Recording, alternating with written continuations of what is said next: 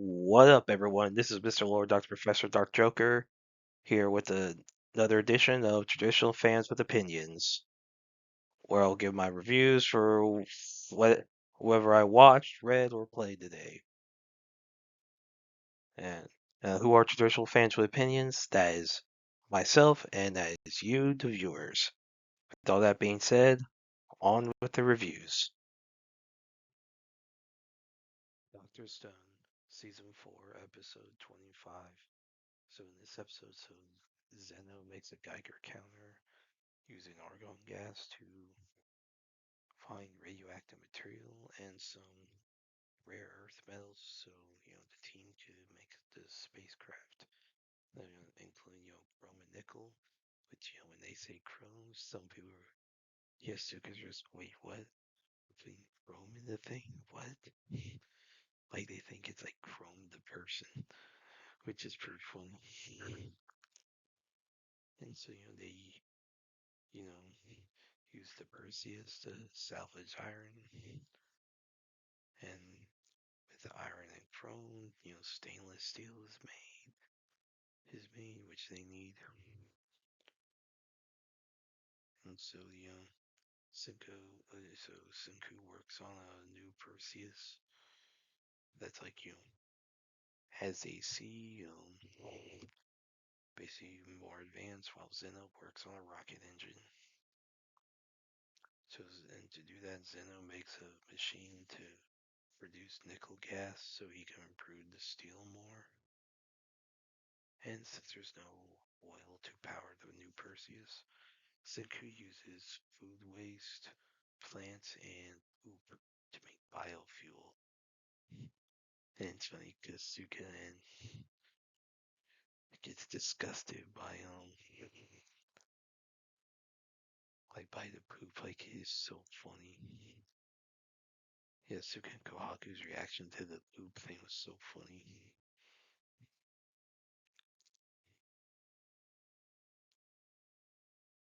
And so and then the titanium super alloy is created by Zeno using steel, nickel, and some other metals. So Zeno and Senku make a gas turbine engine powered by biofuel. So then, three groups then split up amongst. So Zeno stays in the Super Alloy City, as they're calling it now, to continue working on the engine with Ginro and Tsukasa. Taiju, Hyoga, Ukyo, and Luna go to Corn City to, make, corn for revival fluid. And Senku Ryushi lead Chrome, Chelsea, and Kaseki to sail the new Perseus across the Atlantic to Ishigami Village. And then, they use radio signals to contact each other. And they, the white man's, they attract the attention of the white man, who sends them a Morse code message of, "Do you want to die?" And that, concerns all of them. Like, that's definitely a concern. So yeah, I thought it was a good episode. Definitely raised the stakes with the white man asking the question. Because you have everyone, is concerned about what the white man's intentions are. And then, yeah, all the actual science stuff they were doing was freaking awesome. Like, really, like, very educational. So yeah, I thought it was a good episode. Looking forward to the next one. Build Again, Mr. Detective, Episode 1.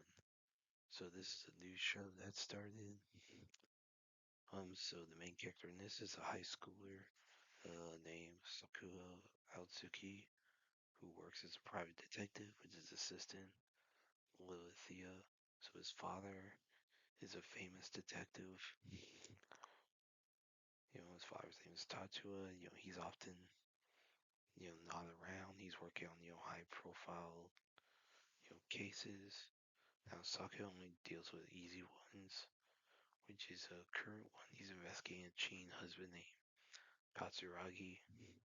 So Sakya and Lilithia, they go onto a cruise ship called the Queen Erie to follow Katsuragi. Now Katsuragi's interviewing an actress named Aigamine for a movie because Katsuragi's a film director. Now, why you do that on a cruise ship, I don't know. That does lead to some questions. There's some casting couch shenanigans going on. I mean, that would lead to that. I mean, that would be my assumption. Now, police detective that Sakya knows named Sozurogi is on board, allegedly on vacation. Now, Sakya comes across Hagamine while he's in the bathroom.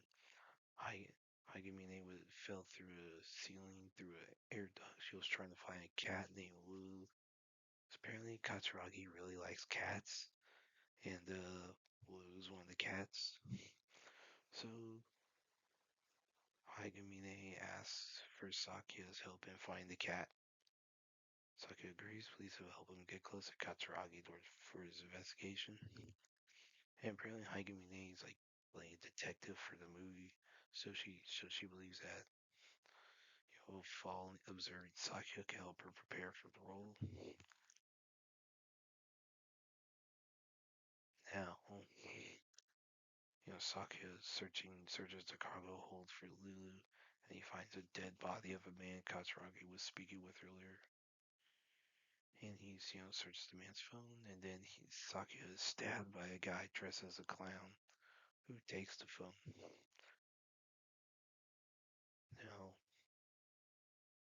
Sakya is bled to death,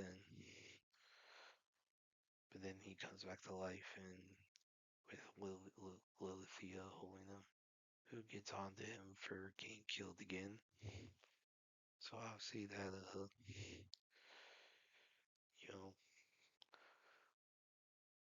leads to the question. Okay, what's the secret of his power? Like, so he dies a lot, he gets resurrected again.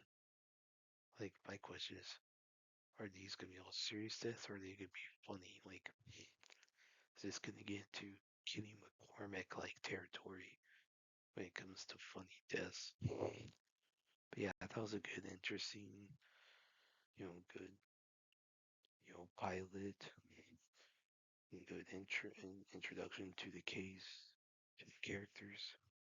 So yeah, that was a good episode. Looking forward to the next one. Great Awakening. So this is a new movie by Sight and Sound Films about the life of famous preacher George Whitfield, especially his friendship with Benjamin Franklin, and how Whitfield impacted the Great Awakening, and of course the American Revolution. So this starts with the Continental Congress talking about trying to establish a constitution. There's that whole standstill between different factions. And Benjamin Franklin's sitting there and he talks with like his grandson, later. And his grandson, Benjamin finds some of Whitfield's journals and writings and stuff. So Benjamin tells Ben about Whitfield. So you see Whitfield's life, how he grew up, wanting to be an actor. Then when he went to college, met the Wesley brothers. John Charles, joined the Holy Club at Pembroke College. And so basically how how he was able to, how he got saved, how he became a preacher, and basically pissed off the Anglicans by basically actually trying to how he spoke, he had a voice, he was loud, people could hear him. And so obviously he went to the U.S. or at least in the movie, partly to people in the UK not liking him. So, I think he cared about preaching a word, like, but he got some people off, one of his friends, named Seward was stoned to death by an angry mob. That's something, Seward and Whitfield were prepared for. And so, Whitfield comes to U.S., and he does multiple trips to U.S. He befriends Ben Franklin. Franklin publishes, like, his sermons, a lot of his, like, writings and stuff. It makes Ben Franklin a bunch of money. And, like, but Whitfield, his concern was spreading the gospel, and that's what he did. Really, kickstarted the Great Awakening. That, like, in the, so, like, basically, there was a big spiritual revival. A lot of people were being saved. A lot of people were taking, Jesus more seriously. And Whitfield was a major big factor that, of course, along with, with John Wesley, Charles Wesley, and Jonathan Edwards. And so, of course, this goes, their friend, even though Whitfield keeps trying to, convert Benjamin Franklin from deism to Christianity, but, you know, Franklin keeps saying no, but he still respects Whitfield. But he does criticize him for, so when Whitfield, one of his goals was to form an orphanage, build an orphanage in Georgia. Due to money issues, the only way he could keep it open and be able to afford it was by using slaves. Whitfield did not like, so Whitfield's view on slavery was that he wanted them treated right. Like, he definitely did not like the fact that a lot of slave owners were treating their slaves poorly. Like, he wanted slaves to be treated as people. That was a big thing. He wasn't necessarily opposed to slavery in of itself. Now, he did advocate for abolition times, but he did own some slaves. But he cared about treating them as people, which was rare in that time period for a slave to be treated well. Like, it was rare. And he was one of the first to actually preach to slaves, and that was a big deal. So, like, so I don't know how his slaves felt about him. I mean, they probably preferred him over some of the other slave owners because he would treat them well. But, it's a complicated thing. And Whitfield wasn't happy about it. He tells Franklin in the one scene in the movie, their last time in the movie, shows him talking together. He says, "Don't He's like, don't use my flawed life." With Benjamin Franklin also didn't like Christianity because his father's Puritan views. Like, Whitfield tells Franklin to not use his own flaw. Like, Whitfield says that his own flawed life should not. And Benjamin Franklin's father is like, hypocrisy, alleged hypocrisy, whatever, should not be used as justification to reject Jesus. And that is true. We are all flawed human beings. I mean, if you look at the Bible, some of the people God uses, I mean, so, and yeah, but, so Franklin believed there was a creator, but he was a deist. So he believed God just didn't get involved. Now, by the time we get the Continental Congress happens, he's more open to the idea of prayer by the time that happens, because he does request, and that is a real speech about he believes prayer should maybe be done every day. Like that speech he gives at the end of the movie to the Continental Congress was a real speech he gave, and it helped end the stalemate. But yet, in the 250th anniversary of our nation, this movie celebrates one of the more unknown figures involved. That Whitfield obviously didn't know that what was going to happen, that how the impact he would have had on the American Revolution, but he had a big impact, and he deserves a lot of respect for that. And I thought this movie was great, like really good. Like, so John Paul Sneeds really good as Benjamin Franklin, Jonathan Blair like as George Whitfield. Holy crap, Blair is freaking awesome.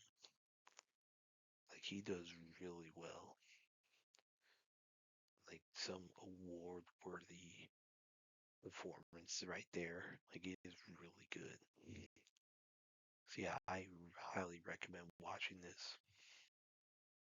And that's it. Did y'all like the stuff I reviewed? And if you have your own opinions about all that, you can put all that in the comments. Thank you for watching, and like, subscribe, and all that. And look forward to the next video.